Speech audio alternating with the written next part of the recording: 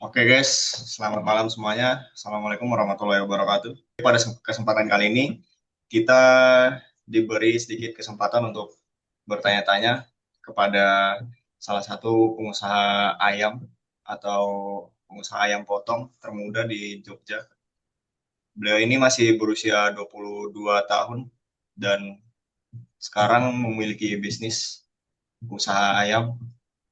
Oke, langsung saja kita sapa di sini ada Mas Julian. Apa kabar Mas Julian? Halo, selamat malam Mas Aji.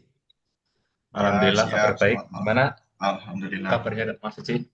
Alhamdulillah baik juga, Mas. Kita langsung masuk ke bincang-bincang aja ya, Mas. Saya kepo soalnya ini. Kok Ya, bisa gitu loh. silakan Di silakan. usia yang sangat muda ini, Mas Julian itu sudah bisa mengelola usaha yang begitu besar, guys. Omset per bulannya nih bisa di angka ratusan juta, bahkan mendekati miliar, guys. Oke, kita langsung masuk ke pertanyaan pertama. Eh, Mungkin bisa diceritakan sedikit, Mas, usaha ayam potong yang masnya jalankan ini misal dari kapan atau pemantiknya tuh apa mas? Oh iya, jadi sebenarnya usaha ayam ini udah sekitar mungkin dari 2014 ya. 14 itu awal mulanya ini usahanya punya orang tua. Terus ya biasalah diturunin ke anaknya. Itu ya awalnya sih orang tua tuh jualnya cuma sekedar di pasar gitu ya, nggak yang sampai masif ke toko-toko yang minta suplai ayam. Adalah beberapa yang apa, bukan frozen food, apa sih namanya, fast food. Nah itu Hmm. beberapa ada yang dari fast food. Nah tapi yang awalnya dulu ya cuma dari sekitar dari pasar-pasar gitu aja sih. Terus alhamdulillah ternyata yang minta banyak ya. Jadi Oh, alhamdulillah permintaan banyak, akhirnya kami ngestok banyak gitu, terus bisa expand sampai sekarang ini gitu. siap. Jadi awalnya itu masih jualan di pasar biasa ya mas. Terus Ya, seiring berjalannya waktu banyak permintaan jadi bisa ekspansi lebih luas ya mas. ya alhamdulillah gitu. Nah kita masuk ke pertanyaan kedua ini mas. Tadinya masnya ini kan bilang ini adalah warisan dari orang tua ya usahanya. Nah motivasi awal masnya ini untuk nerusin bisnis orang tuanya nih apa mas? Ya, jadi dari dulu tuh saya diajarin jadi pengusaha gitu dari kecil. Mungkin sekitar SMP, SMA lah. Itu dari orang tua saya. Akhirnya ya bisa dibilang mungkin ada potensi di saya. Akhirnya orang tua saya memutuskan untuk menurunkan ke saya usahanya gitu. Ya kurang lebih kayak gitulah. Oh, berarti dari orang tua ini memang sudah dari kecil menanamkan jiwa-jiwa entrepreneur ya, Mas. Terus bisa Ya betul melihat betul. peluang di Masnya, jadi dipercayakan sepenuhnya. Kita masuk ke pertanyaan selanjutnya ya, Mas. Nah, di era modern ini kan banyak sekali tantangannya ya, Mas. Misal kayak dari belanja online atau segala macam, bahkan mungkin bersaing dengan eh, usaha-usaha atau pengusaha lain. Nah, ini tantangan yang dihadapi saat menjalani bisnis ini apa, Mas? Kira-kira?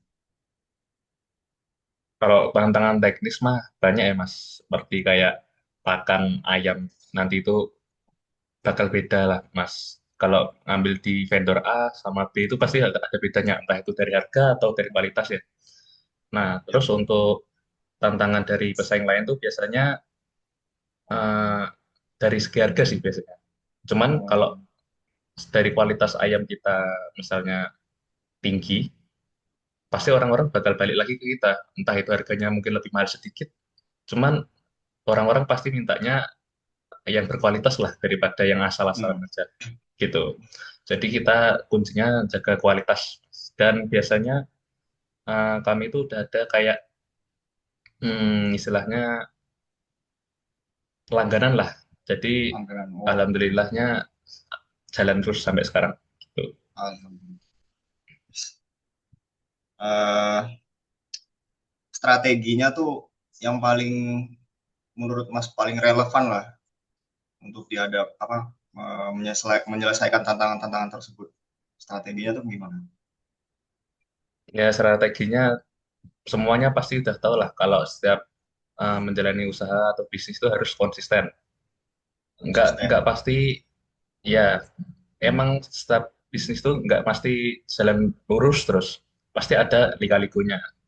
Tergantung kitanya konsisten nggak untuk ngurusin bisnis itu. Nanti kalau nggak konsisten, bisa aja nanti hanya untuk masalah-masalah kecil itu bisa bongkar lah. Akhirnya rusak, Hmm. ngulang dari awal kan juga susah ya. Hmm. Apalagi ini kan juga dari orang tua saya udah capek-capek ngerintis bisnis sampai sebesar ini, masa saya yang hanya pewaris saja masa tiba-tiba nggak konsisten, kan malah bisa menghancurkan bisnis keluarga lah bisa dibilang itu, gitu Mas. Ya, ya. Intinya tetap terus konsisten apapun tantangannya ya, Mas. Ya betul. Siap. Nah, kita ke pertanyaan terakhir nih, Mas. Untuk generasi-generasi muda kayak saya ini, misalkan saya tidak memiliki background pengusaha atau orang tua pengusaha apa gimana tuh, eh, bagaimana awalnya untuk saya atau kalangan-kalangan muda yang lain tuh biar bisa memulai usaha apapun itu, Mas. Oke, maaf tadi ada kendala. Jadi kalau menurut saya, kalau misalnya nggak ada modal, teman-teman yang masih muda itu coba cari pengalaman dulu. Lalu karena dari banyak pengalaman itu pasti banyak lapangan pekerja atau orang yang merekrut kalian itu. Nah, gitu. Lalu untuk sebagai pengusaha, kalian pasti harus punya modal kan.